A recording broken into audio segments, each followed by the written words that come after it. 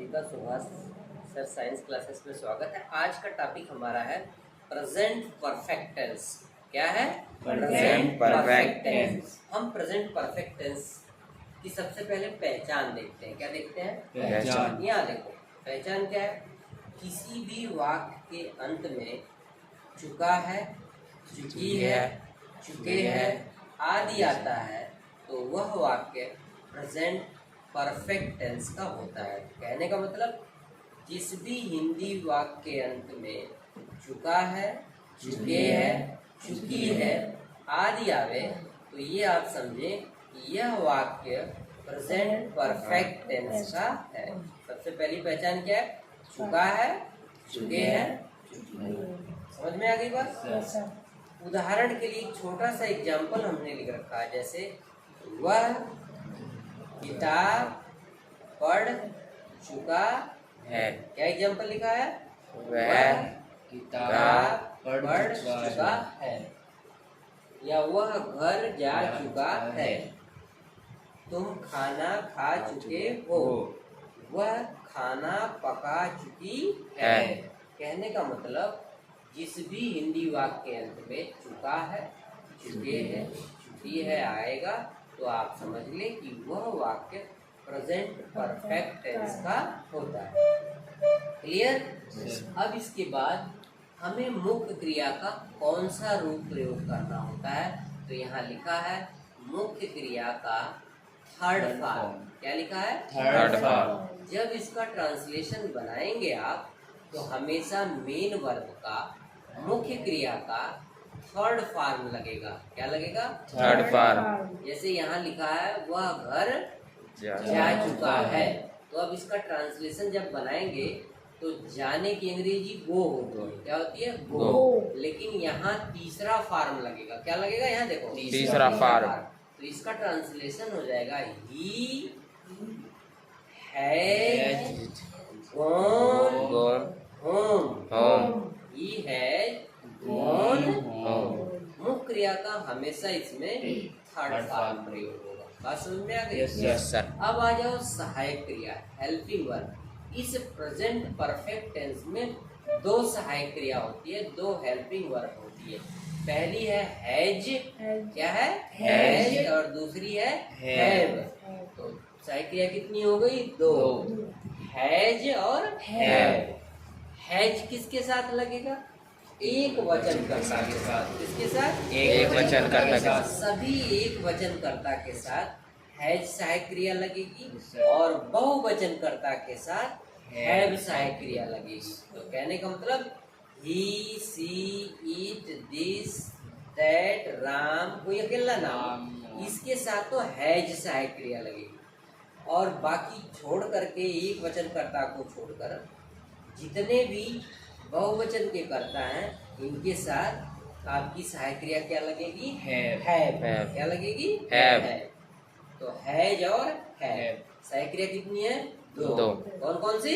Has और have. Have और has. कोई सा कह सकते हैं सर? दो ही है। एक वचन कर्ता के साथ हैज। हैज किस पे लिखे?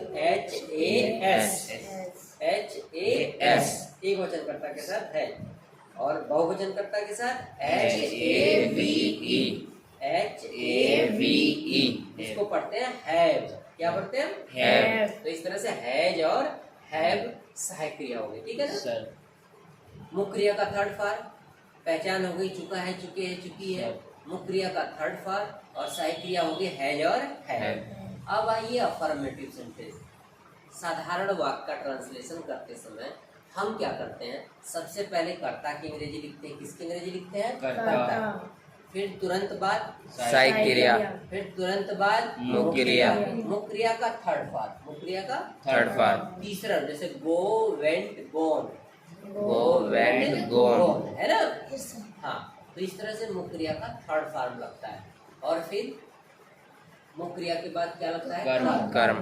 कर्म क्या हो गया नियम का? सबसे पहले कर्ता की अंग्रेजी, फिर उसके बाद तुरंत कर्ता के अनुसार सहायक सहायक क्रिया, फिर उसके तुरंत बाद मुख्य क्रिया का थर्ड फॉर्म। फिर उसके बाद कर्म। कर्म। जैसे यही है साधारण वाक्य, वह घर जा चुका है, एकदम अफर्मेटिव सेंटेंस है। तो इसका ट्रांसलेशन बनेगा, सबसे पहले कर्ता की अंग्रेजी कर्ता इसमें हुआ है तो ही क्या होगा, he has gone home, he has gone home. बहुत सिंपल है, ही हैज गॉन होम। ठीक है, अब आ जाओ निगेटिव। निगेटिव में सिर्फ क्या होगा, सहायक क्रिया और मुख्य क्रिया के बीच में नॉट लग जाएगा। नियम यही है, देख लो यहाँ पे, ये देख रहे हैं ना, इसमें हमने निगेटिव में क्या किया, सिर्फ नॉट जोड़ दिया। किसके बीच में, सहायक क्रिया और मुख्य क्रिया के बीच में नॉट। हाँ, तो इसमें निगेटिव नकारात्मक वाक्य में क्या होगा, सबसे पहले कर्ता की अंग्रेजी, फिर सहायक क्रिया, फिर नॉट, फिर मुख्य क्रिया, फिर कर्ता। मुख्य क्रिया के बाद कर्ता। क्रिया का थर्ड फॉर्म भी लगेगा सब में, इसलिए याद रखना, बार बार मैं नहीं कह रहा। अब जैसे ये हो गया आपका, वह घर जाता है, तो साधारण वाक्य हो गया। इसको कह दो, वह घर नहीं जा चुका है, वह घर नहीं जा चुका है, तो इसका ट्रांसलेशन हो जाएगा, ही हैज नॉट, सिर्फ नोट पड़ेगा। Yes sir, he has not gone home, he has not gone home. देख रहे हैं ना, सिर्फ नॉट जुड़ गया। अब इंटरोगेटिव सेंटेंस, ऐसा प्रश्नवाचक वाक्य जिसमें प्रश्नवाचक शब्द क्या वाक्य सबसे पहले आए, तो उसका ट्रांसलेशन करते समय सबसे पहले हम सहायक क्रिया लिखते हैं। यहाँ देखो क्या लिखते हैं, सहायक क्रिया, फिर क्या लिखते हैं, कर्ता, फिर क्या लिखते हैं, यदि नॉट है तो नॉट, फिर लिखते हैं मुख्य क्रिया, फिर लिखते हैं कर्ता, लास्ट में प्रश्नवाचक चिन्ह। अब इसी को बना दो आप प्रश्नवाचक, क्या वह घर जा चुका है, क्या वह घर जा चुका है। अब इसका ट्रांसलेशन करते सबसे पहले सहायक क्रिया देंगे, हैज को बाहर निकाल दो, has he gone home, has he gone home. अब इसी को निगेटिव भी कर दो, क्या वह घर नहीं जा चुका है, तो भाई has he not gone home.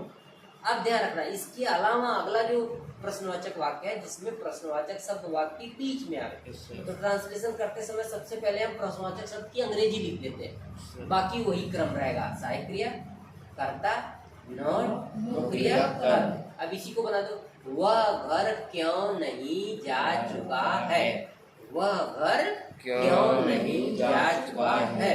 अब नीचे क्रम हमने लिखा, सबसे पहले प्रश्नवाचक शब्द, तो इसमें क्यों, वाई, वाई, फिर सहायक क्रिया हैज, वाई हैज, फिर कर्ता ही, फिर नॉट, वह घर क्यों नहीं जा चुका है, नॉट, फिर मुख्य क्रिया गॉन, फिर कर्म होम। अब ये बन जाएगा, why has he not gone home.